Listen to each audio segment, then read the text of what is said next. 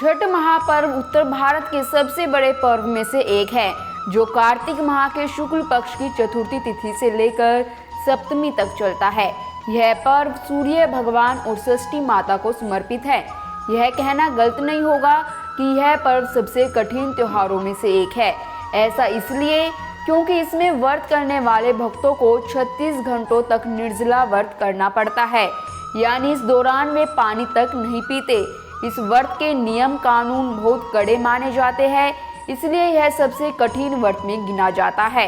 छठ पूजा संतान प्राप्ति, संतान की सुरक्षा तथा उसके सुख जीवन के लिए किया जाता है। छठ पूजा की महिमा अनंत है। इस साल छठ पूजा 19 नवंबर 2023 को है। इस साल छठ पूजा में विशेष संयोग बन रहा है। 17 नवंबर को अमृत योग और रवि योग के साथ छठ पूजा प्रारंभ हो रही है। तो चलिए आज की ज्ञान की बात में जानते हैं नहाए खाए खरना पूजा विधि। छठ पूजा पर्व की शुरुआत 17 नवंबर 2023 दिन शुक्रवार से होगी। छठ का पर्व 4 दिन तक चलता है। इस व्रत की शुरुआत नहाए खाए से होती है।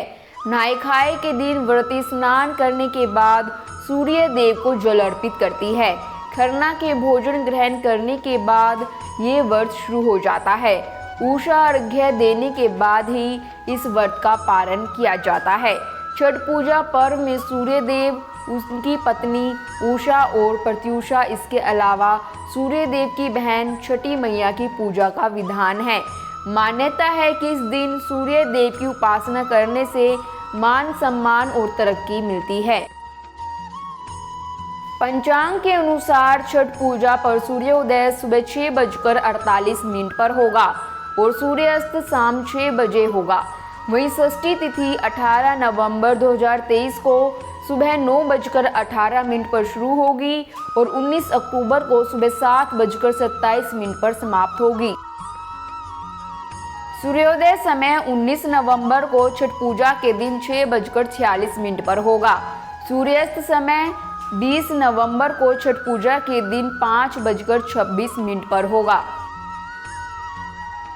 नहाए खाए 17 नवंबर 2023 दिन शुक्रवार को किया जाएगा।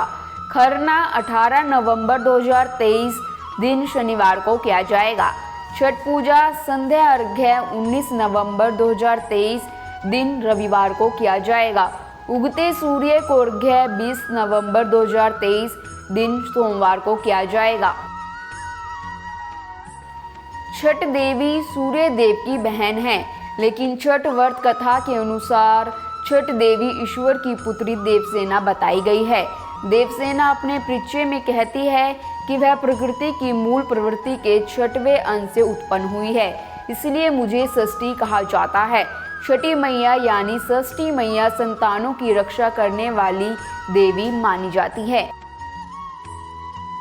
शाम को सूर्य उपासना से संपन्नता आती है और व्रती की सारी मनोकामनाएं पूर्ण हो जाती है। सूर्य को अर्घ्य देने से कुंडली में सूर्य की स्थिति मजबूत होती है। छठ पर्व में पहले डूबते और बाद में दूसरे दिन उगते हुए सूर्य को अर्घ्य देने का यही संदेश है कि जो डूबा है उसका उदय होना भी निश्चित है। इसलिए विपरीत परिस्थितियों से घबराने की बजाय अच्छे दिनों के आने का इंतजार करें।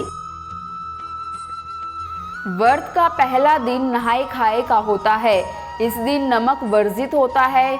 व्रत करने वाला स्नान के बाद शुद्ध होकर नए वस्त्र धारण करता है।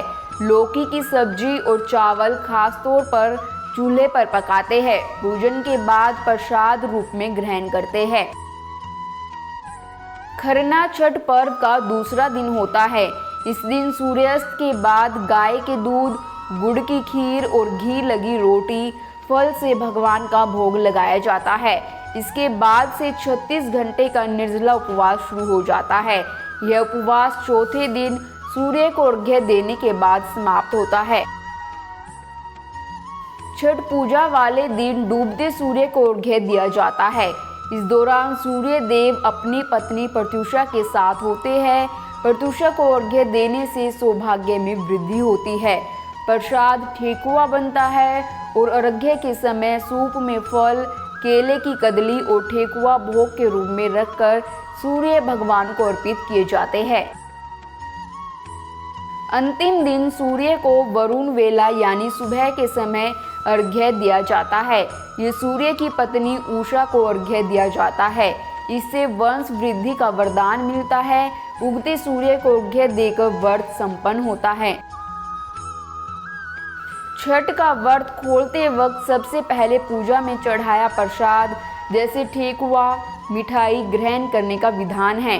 इसके बाद कच्चा दूध पीते हैं। इसी के साथ छठ पूजा का समापन व व्रत पारण किया जाता है। प्राचीन समय में राजा प्रियव्रत की कोई संतान नहीं थी। इससे राजा और रानी दोनों अप्रसन्न थे। एक दिन राजा प्रियव्रत अपनी व्यथा लेकर महर्षि कश्यप के पास पहुँचे। महर्षि कश्यप ने उन्हें यज्ञ करने की सलाह दी। कालांतर में राजा प्रियव्रत की पत्नी गर्भवती हुई। हालांकि 9 माह के पश्चात मृत पुत्र पैदा हुआ। यह देख प्रियव्रत की पत्नी अत्यंत दुखी हो गई। विधि के विधान को मान राजा प्रियव्रत संतान के साथ स्वयं भी पंचतत्व में विलीन होने की सोचने लगे। उसी समय एक देवी प्रकट होकर बोली, मैं मानस पुत्री देवसेना हूँ। आप मेरी पूजा करो और अन्य को भी छठ पूजा करने की सलाह दे। छठ पूजा करने से आपको पुत्र रत्न की प्राप्ति होगी। राजा प्रियव्रत ने मानस पुत्री देवसेना का आज्ञा का पालन कर विधि विधान से छठ पूजा की। इस व्रत के पुण्य प्रताप से राजा को पुत्र रत्न की प्राप्ति हुई। उस समय से छठ पूजा मनाई जाती है। महाभारत काल में द्रौपदी ने भी छठ उपासना की थी। ये तो थी छठ पूजा की बात। ऐसे सनातन धर्म की अन्य त्योहारों की जानकारी के लिए कल फिर मिलेंगे एक नई ज्ञान की बात के साथ। नमस्कार।